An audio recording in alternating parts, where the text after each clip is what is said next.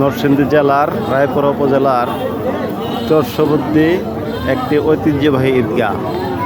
আজ ঈদুল আজহার নামাজ এলাকাবাসী এখানে আদায় করছে।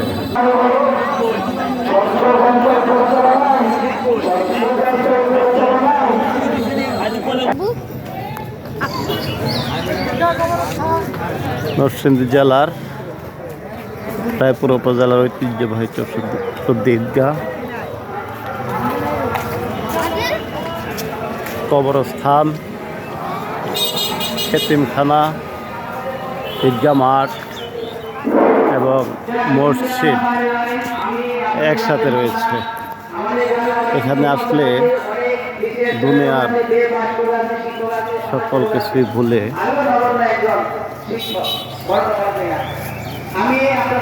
পরকালের দিকে মন চলে যাবে।